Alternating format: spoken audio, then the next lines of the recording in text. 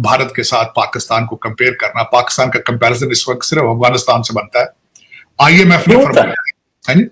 क्यों तार साहब, इंडिया की पॉपुलेशन भी तो ज्यादा है हमसे। पॉपुलेशन फॉर एग्जाम्पल एक फैक्टर, सिर्फ एक पॉइंट में तार साहब, 800 मिलियन लोगों को नरेंद्र मोदी ने पिछले स्टेट इलेक्शंस में कहा है कि हम आटा देंगे, वीट देंगे। मतलब अगर 400-500 मिलियन लोग बेहतर जिंदगी गुजार रहे हैं तो दैट डजंट मीन बाकियों को भी तो बेहतर जिंदगी गुजारनी है ना। अब इन फैक्टर्स को भी बहुत सारे लोग जो हैं वो करते हैं, मद्देनजर रखते हैं। इस पे भी थोड़ा कमेंट करें तार साहब। शीमा साहब देखें, सारी चीजें डिफ्यूज हो जाती हैं जब अगले चैलेंज कर दें कि 2030 तक 7 ट्रिलियन की इकॉनमी, चंद्रयान भेज दें, डिफ्यूज हो जाता है। सन के ऑर्बिट्स में अगले पहुंच जाए, सारा कुछ डिफ्यूज हो जाता है। अमेरिका में 2 प्रेसिडेंशियल कैंडिडेट उनके भारतीय निजात हो, सर वाइस प्रेसिडेंट अमेरिका का भारतीय निजात हो, डिफ्यूज हो जाता है। तीसरी बात यह है कि उनकी टक्कर का स्कूल एक भी, मैंने इंडियन इंस्टीट्यूट ऑफ टेक्नोलॉजी की बात बताना चाहूं, लोग कहते हैं जिनको इंडियन इंस्टीट्यूट ऑफ टेक्नोलॉजी में एडमिशन नहीं मिलता उनको MIT में मिल जाता है।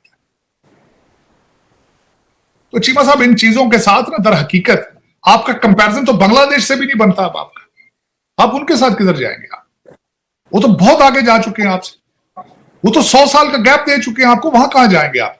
जो मैं अगली बात करने लगा था, मेरी बात नहीं है, वो बात IMF की है। आज जो उन्होंने कहा है कि भाई आपकी तो 2.5% पे ग्रोथ है, उस पे से भी वो 0.5 नीचे गिरा रहे हैं। आपकी ये IMF की रिपोर्ट है, 2.5% ग्रोथ है आपकी। आपका कंपैरिजन 7% है। किस तरह की नेशनलिज्म के आपके हालात मौजूद है, मैं मेंशन कर देता हूं। चलिए बात करते हैं, नेशनलिज्म पे आ चुकी है। आपका एक बंदा, आपका एक एंकर जो इस वक्त वॉशिंगटन DC के आसपास ही फिर रहा है, जो आज से 3-4 साल पहले पाकिस्तान के हर कैंट में और हर फ्रंट मोर्चे पे जाकर फौजियों के झोलियों में बैठ के वो प्रोग्राम किया करता था। रहील शरीफ साहब के लड़के का वो दोस्त था बड़ा खास, उसके पास स्पेशल पास थे हर जगह के एक्सेस के। उसने कहा है अच्छा होता सियालकोट 65 में अलग हो जाता। ये आपका नेशनलिज्म, शर्मिंदगी। और दूसरा बंदा जो है, जो ISPR का फेवरेट था, वो उसके पास भी लाइसेंस था हर जगह जाने का। वो बंदा वो कहता है, वो डॉक्टर है, डॉक्टरों जैसी उसने बात की। मैं डॉक्टरों को मैकेनिक ही समझता हूं, जो MBBS डॉक्टर है। उसने बात फेंकी, उसने कहा मेरे पापा जी को चाहिए था 1957 में चले जाते पाकिस्तान छोड़ के, तुम्हें रोका किसी ने? दोनों लोग जो है इस वक्त, दोनों फॉरेन सिटीजन। चीमा साहब मैं भी फॉरेन सिटीजन हूं, लेकिन आई ब्रीथ पाकिस्तान। मेरा उस मिट्टी के साथ रिश्ता नहीं टूट सकता। मैं बार बार ये कहता हूं, मैं पैदा पाकिस्तानी हुआ था, मरूंगा पाकिस्तानी। मुझे उस सिस्टम से नफरत है, लेकिन मेरी मादरे मिल्लत है। मैं रोजाना लफ्ज इस्तेमाल करता हूं, मेरी मादरे मिल्लत है। चीमा साहब ये आपके नेशनलिज्म के हालात है। और जिस बंदे के लिए कौम पागल है, उसके सुन ले हालात। वो कहता था इस चोरों से अच्छा इसके ऊपर एटम बम मारा जाए।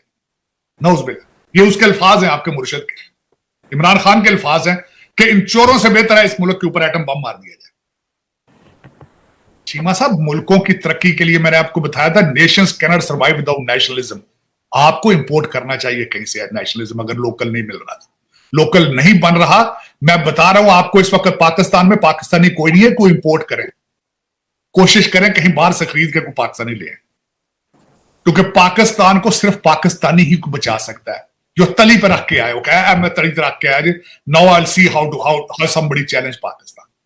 ये 76 साल आपने जो इसके साथ मजाक किया ना, आज मैं बल्कि एक आपके इस प्रोग्राम में एक और चीज शेयर करना चाहूंगा। मेरी नजर से गुजरी है मौलाना अबू कलाम आजाद की 13 प्रेडिक्शंस। 13 प्रेडिक्शन उन्होंने की थी पाकिस्तान के बारे में। एक एक चीज सच साबित हुई, एक एक चीज। मैं हैरान हूं, the man was so visionary. उन्होंने ईस्ट पाकिस्तान का टूटने का उन्होंने प्रेडिक्ट किया। उन्होंने मुहाजिरों को यहां जलील किया जाएगा, ये उन्होंने प्रेडिक्ट किया। उन्होंने यहां तक प्रेडिक्ट किया कि कायदे आजम और लियाकत अली खान के बाद यहां कोई सेंसिबल लीडर पैदा नहीं होगा। ये अबुल कलाम आजाद कह गए थे। उन्होंने कहा था ये इस्लाम को नुकसान पहुंचाएंगे, पाकिस्तान बना रहे, ये इस्लाम को धोखा देंगे, यहां फिरके बनेंगे, यहां से अकलीतें निकाली जाएंगी। एक एक चीज आप प्रूव हो चुकी, एक एक चीज प्रूव हो चुकी। चीमा साहब आपने मजहब के नाम के ऊपर जो क्या कुछ नहीं किया आपने, इन्होंने प्रेडिक्ट किया था अबू कलाम आजाद, और आज देख लें आप क्या। आपका कंपैरिजन तो बनता ही नहीं है, बल्कि अफगानी आपका मजाक उड़ा रहे हैं, इस वक्त मजाक उड़ा रहे हैं आप। कभी आप कहते हैं हम चाय पीने जा रहे हैं, कभी आप कहते हैं हम कैबिनेट वहां बनाएंगे, कभी आप इस्लामाबाद में तालिबान के झंडे लगाते हैं, फिर वो टीटीपी आपके अंदर घुस के मारती है, आप उनकी मिन्नतें करते हैं हमें इनसे बचाओ, उन्होंने बचाया, बचा रहे हैं आपके साथ। आज वो इंडिया के साथ है, आपके साथ नहीं है। आप ये समझते रहे कि इंडिया की इन्वेस्टमेंट जो सारी खराब हो चुकी, नहीं हुई, बल्कि आपके बॉर्डर के ऊपर आज सऊदी अरेबिया और India is doing the naval exercise near your borders in Karachi. और आपकी डिप्लोमेसी किधर है, आपकी फॉरेन पॉलिसी किधर है आज? आप कभी सोचा किसी ने कोई शर्मिंदा ही हो जाए आके टीवी पे कि यार मैं शर्मिंदा हूं, आज तक? लेकिन चीमा साहब कोई नहीं। और सबसे बड़ी बात जो मुझे याद आई है, मैं मेंशन करना चाहता हूं, आपकी नाकामियों की सबसे बड़ी नाकामी, इसकी प्रेडिक्शन भी अबू कलाम आजाद ने की थी। उसने कहा था ये मजहबी नहीं है, मुआशी तौर पे ये पाकिस्तान बना रहे हैं, मजहबी नहीं है। और फिर उसने कहा था कि जो मुसलमान बिजनेसमैन है ये मुगलिया सपोर्ट के बगैर बिजनेस नहीं कर पाते थे, they are under threat right now, they want to make Pakistan. ये फेल बिजनेसमैन है ये सारे मुसलमान, ये प्रेडिक्ट किया था अबू कलाम आजाद ने, क्योंकि इनको हमेशा सपोर्ट होती थी मुगलों के पीछे से, और जब मुगल नहीं रहे तो फिर वो बिजनेस नहीं कर सके, बिजनेस में फेल हो गए थे।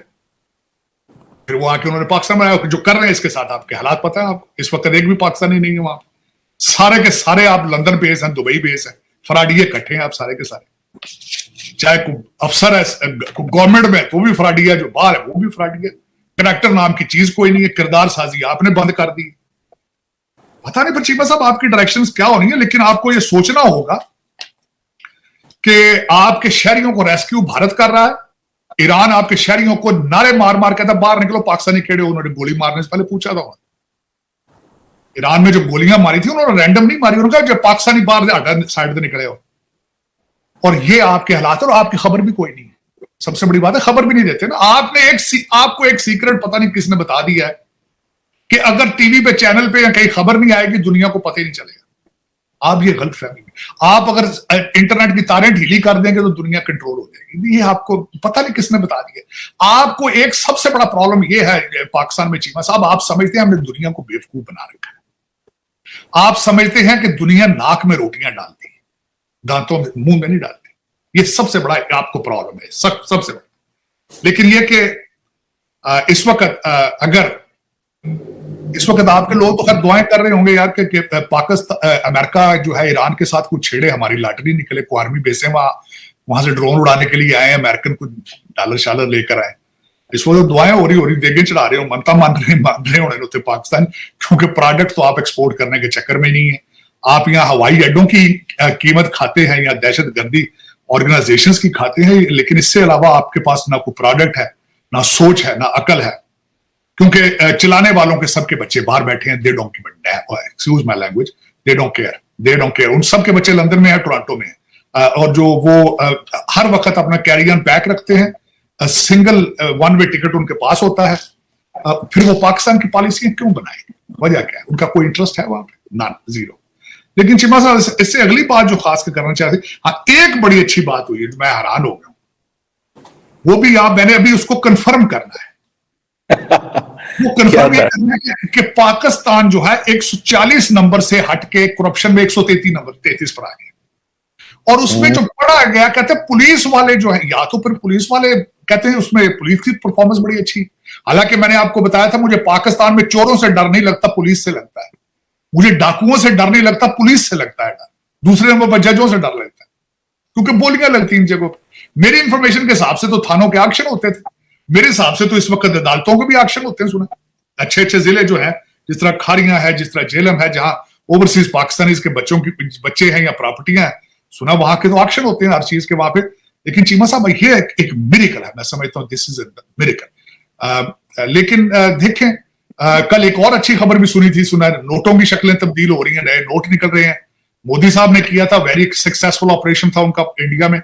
अब आप किस तरह करते हैं ये अब सारी दुनिया देख रही है, आप हाउ सीरियस यू आर, ये। लेकिन मैं इस पे अप्रिशिएट करूंगा ये जिस तरह हुआ है कि करप्शन में आपने यू गेन 7 पॉइंट्स, उसमें 28 मुल्क जो है उन्होंने इंप्रूव किया है, जिसमें पाकिस्तान भी है। 34 मुल्क जो है वो नीचे गए हैं अपनी परफॉर्मेंस से।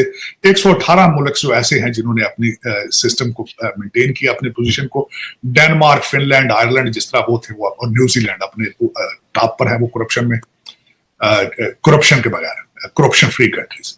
लेकिन चीमा साहब, इस वक्त जो अगला चैलेंज जो है, मेरे मुर्शिद पाक के बारे में जो कहा है कि उन्हें 10-10 साल सजा दे दी गई है साइफर के हवाले से, तो सजाए कोई नई बात नहीं है। एक तो उनको हायर कोर्ट से मिल जाएगी रिलीफ, और ये कोई पहली बात नहीं है, माजी में भी इस तरह होता रहा है। भुट्टो साहब हैं, किसको सजा नहीं मिली और किसकी सजा माफ नहीं हुई।